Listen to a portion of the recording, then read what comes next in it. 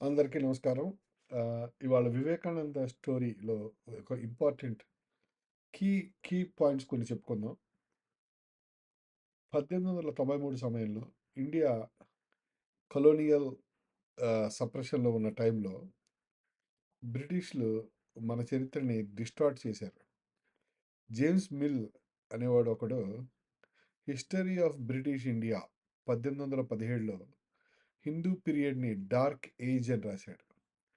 మీకు టెక్స్ట్ బుక్స్‌లో మొఘల్ ఎంపైర్స్‌నేమో మహానుభావులుగా చూపించాడు. కానీ శివాజీ, శ్రీకృష్ణదేవరాయలు, చాణక్యులు, చోళులు అలాంటి నిజమైన లీడర్స్‌ని వెనకబడ్డ ఆ కాలంలో, ఆ పరిస్థితుల్లో ఒక మాంక్ నరేంద్రనాథ్ స్వామి వివేకానంద గారు తన గురువు శ్రీ రామకృష్ణ విజన్‌తోను అమెరికా వెళ్ళాలని నిర్ణయించుకున్నాడు. కానీ సమస్య ఏంటి? ఆయన దగ్గర దానికి కావాల్సిన వనరులు లేవు. ఓకే. సరే, దానికొక రాజుగారు దానికి సపోర్ట్ చేశాడు. ఆయన అమెరికా వెళ్ళాడు. అది పెద్ద ఆహ్, ఆయన పేరు రాజా ఖత్రి రాజా అనుకుంటా ఆయన పేరు. ఆయన సపోర్ట్ ఇచ్చాడు ఈయన అమెరికా వెళ్ళడానికి. అక్కడికెళ్ళినప్పుడు ఆహ్, ఎళ్ళినాక ఇంటర్నేషనల్ ఆహ్, కాన్ఫరెన్స్‌లో మాట్లాడడానికి కావాల్సిన documents, recommendation letters like institutional approval ఉండాలి గదా!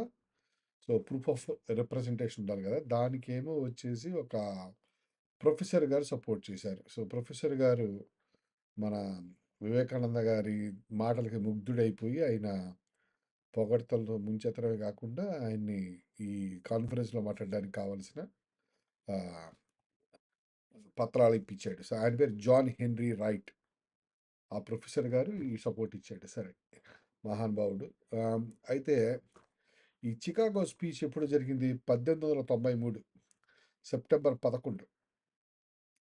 సో, ఈ పీరియడ్‌లో పార్లమెంట్ ఆఫ్ వరల్డ్ రిలీజియన్స్ అని ఒకటి జరుగుతోంది. ఆ టైంలో మన వివేకానంద స్వామి గారికి అవకాశం దొరికింది.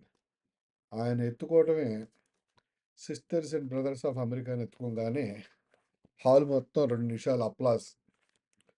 సో, స్పీచ్‌లో ముఖ్యంగా ఆయన చెప్పింది, ఆయన ఏమన్నారంటే మహానుభావుడు, India does not just tolerate religion. అంటే మనం అన్ని రిలీజియన్స్‌ని మనం టాలరెన్సే కాదు, India accepts all religions as true అన్నాడు. సో, యాక్సెప్ట్స్, మనం అన్ని రిలీజియన్‌లు యాక్సెప్ట్ చేస్తాం. ఎందుకంటే మన భారతదేశంలో రిలీజియన్ అనేది లేదు. రిలీజియన్ అనేది బయట నుంచి వచ్చింది. మనది సనాతన ధర్మం. బ్రహ్మ సత్యం, జగన్ మిథ్య. సో, బ్రహ్మ అంతా ఒకటే అని మనం అనుకున్న మనం, ఈ రిలీజియన్ అనే ఒక చిన్న కాన్సెప్ట్ అసలు మనకు లేనే లేదు. సో, ఏ రిలీజియన్ యాక్సెప్ట్ చేయడానికైనా మనకి ప్రాబ్లం లేదు. అన్ని religions will fall under Brahmam. Different forms of the one Brahmam అనేది మన కాన్సెప్ట్. ఈజీగా యాక్సెప్ట్ చేస్తాం మనం. పెద్ద గొడవేం లేదు. సో, కాకపోతే ఏ రిలీజియన్ పాటిస్తే ఏ రకమైన రిజల్ట్స్ వస్తాయి అనేది వేరే విషయం.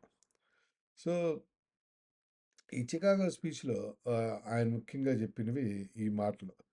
సో, ఈ రకమైన గొప్ప స్పీచ్ వల్ల ఆ!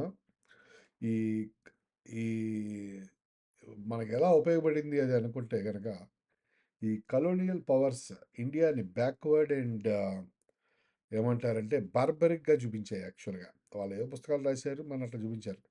సో, వివేకానందం అనే మన మాంక్ గారొచ్చి ప్రపంచానికి చెప్పాడు, religion is not ownership, religion is realisation. ఆ రకమైన ఒక సత్యాన్ని ఆ లెవెల్‌కి తీసుకెళ్ళాడు. ఇండియా ఇలాగ ఆలోచిస్తుంది.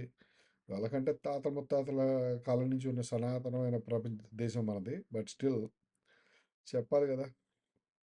మనకు టైం బాలేదు. వసుదేవుడంతరాడే గాడిద కాలు పట్టుకున్నాడు కాబట్టి, వేరే దేశాలకు పోయి మనం చెప్పుకోవాల్సిన అవసరం వస్తుంది. సో, సో ఫండమెంటల్‌గా ఆహ్, మీకు ఫండమెంటల్‌గా చూసుంటే మీకు ముస్లిమ్స్ గూడా నిరాకార యాక్సెప్ట్ చేస్తారు. వాళ్ళు నిరాకారుడినే పూజిస్తాం, మేము సాకారం పూజించం అంటారు. బట్ మన కాన్సెప్ట్ కూడా నిరాకార కాన్సెప్టే. కానీ మనం ఇక్కడే ఆగిపోం. మనం ఏంటి మనం ఏం చేస్తామంటే, ఈ ఈ విగ్రహారాధన ఎక్కడొస్తుందంటే మనకి, మనం ఆహ్, వ్యక్తమవుతాడు భగవంతుడు మనకక్కడ. ఫర్ ఎగ్జాంపుల్ మీకు ప్రపంచంలో ఉన్న మదర్‌హుడ్, అమ్మతనం.